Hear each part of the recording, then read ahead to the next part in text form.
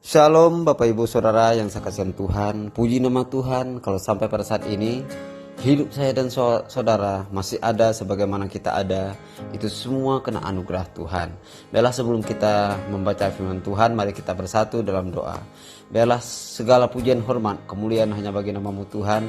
Engkaulah Allah yang hidup, Engkaulah Allah yang dahsyat, Engkaulah Allah yang setia, Engkaulah kota benteng kami, Engkaulah keselamatan kami, Engkaulah kesehatan kami, dan Engkaulah Bapa yang baik, Gembala yang baik, Sahabat yang baik, yang selalu peduli akan kehidupan kami, yang bisa menuntun kami, yang bisa menjadi kami untuk menjadi lebih baik.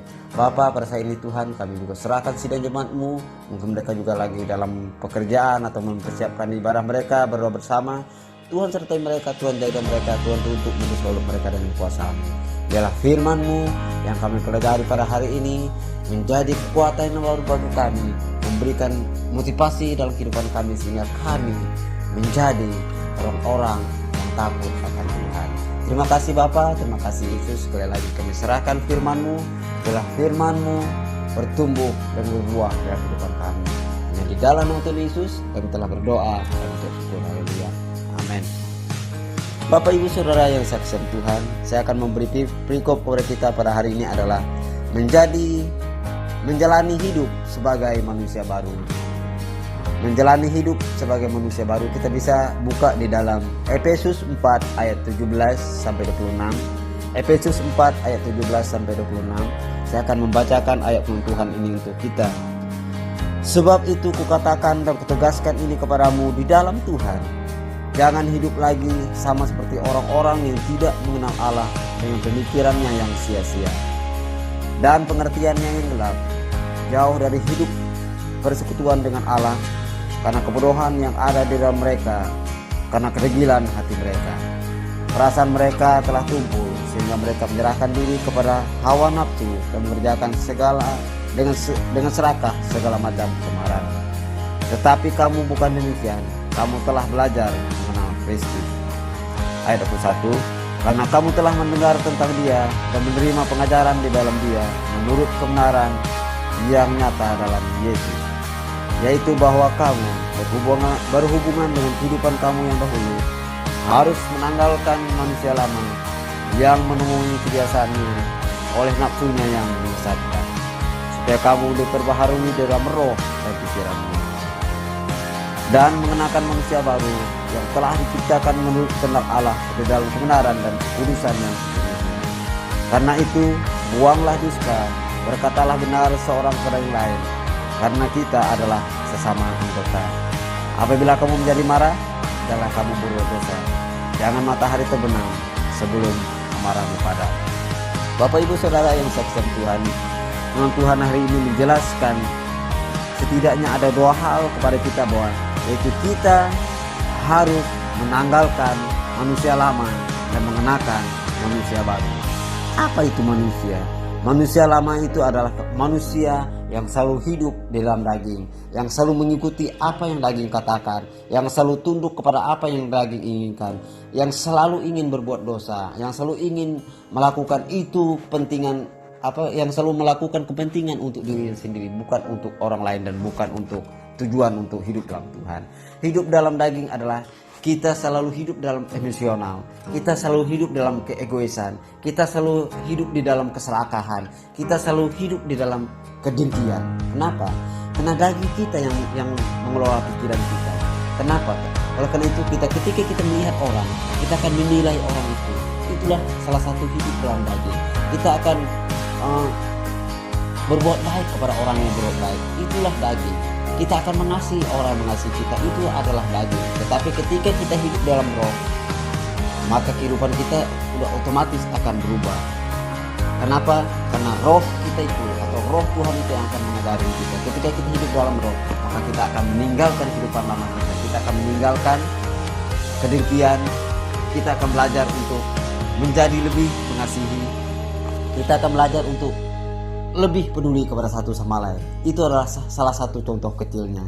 Bapak Ibu Saudara yang saya kasihan Tuhan, ketika kita hidup dalam roh, pada waktu itulah kita akan mulai percaya kepada Tuhan Yesus dan mengenal firman Tuhan sebagai kebenaran. Maka maka manusia roh kita akan hidup sehingga menjadi pertentangan dalam diri kita. Karena selama kita masih mengenakan manusia lama atau daging kita, maka keinginan kita atau keinginan roh akan selalu bertentangan. Tetapi ketika kita sudah mengubah pola pikir kita atau telah mengubah kehidupan kita menjadi kehidupan yang baru atau menjalani kehidupan manusia yang baru, maka kita akan beralih dari keragingan kepada hidup yang roh. Dimana kita tahu, mari kita buka dalam Kolose 3 ayat 5 sampai 10. Kolose 3 ayat 5 sampai 10. Di sini kita akan melihat apa itu yang Tuhan katakan. Kolose 3 ayat 5 sampai 10. Karena itu, matikanlah dalam dirimu segala yang duniawi, yaitu percabulan, kenajisan, hawa nafsu, nafsu jahat, dan juga keserakahan, yang sama dengan penyembahan berhala. Semua itu mendatangkan murka Allah atas orang-orang durhaka. Dahulu kamu juga melakukan hal itu ketika kamu hidup di dalamnya. Tetapi sekarang buanglah semua ini, yaitu marah, geram, kejahatan, fitnah, dan kata-kata kotor yang keluar dari mulutmu. Dan jangan lagi kamu saling mendustai, karena kamu telah menanggalkan manusia lama serta melakukannya, dan telah mengenakan manusia yang baru, terus menerus diperbarui untuk memperoleh pengetahuan yang benar menurut gambar kalibnya.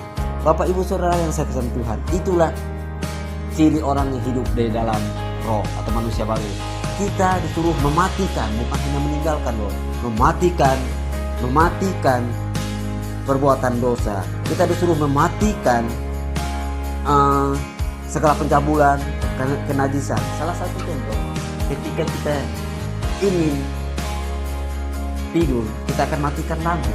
Udah otomatis lampu itu akan gelap dan akan mati. Kenapa? Karena kita matikan. Itu artinya tidak kita gunakan lagi, tidak berguna lagi lampu itu. Kenapa? Karena kita sudah tidur. Tetapi ketika kita bangun, kita akan nyalakan lagi. Demikian juga kehidupan kita di dalam roh. Ketika kita hidup di dalam roh, maka cahaya Tuhan, terang Tuhan akan menyinari kita. Kenapa? Karena kita akan selalu berjalan di dalam terangnya Tuhan. Kenapa firman Tuhan juga mengatakan bahwa firman-Mu adalah terang bagi kakiku. Itu menunjukkan bahwa kita hidup di dalam Tuhan. Dan di sini juga sangat jelas sekali kepada kita mengatakan bahwa tetapi sekarang buanglah semuanya itu, yaitu marah, geram, kejahatan, dan iri. Tuhan bilang buang, hilangkan. Kenapa? Karena kita telah diperbaharui oleh kasih atau oleh hidup kita di dalam Tuhan. Bapak Ibu Saudara yang saya kasihi Tuhan, di sini juga kita diajarkan bahwa ketika kita kembali menjadi manusia yang baru, maka kita akan menerima dengan iman kita karya Yesus di kayu salib. Apa yang Tuhan buat di atas kayu salib? Tuhan mematikan semua perbuatan dosa kita. Dengan apa? Dan Dia yang menggantikan kita mati, dan Dia membuat kita hidup kembali. Kenapa? Karena Dia telah menitipkan Roh Kudus untuk saya dan saudara. Itu menunjukkan bahwa Tuhan memberikan kehidupan yang baru kepada kita. Dan juga yang kedua adalah kita ketika kita hidup dalam roh, kita menjadi sukarela untuk mematikan atau membuang manusia lama kita. Tidak perlu lagi kita diajari. Contoh ini salah satu contoh.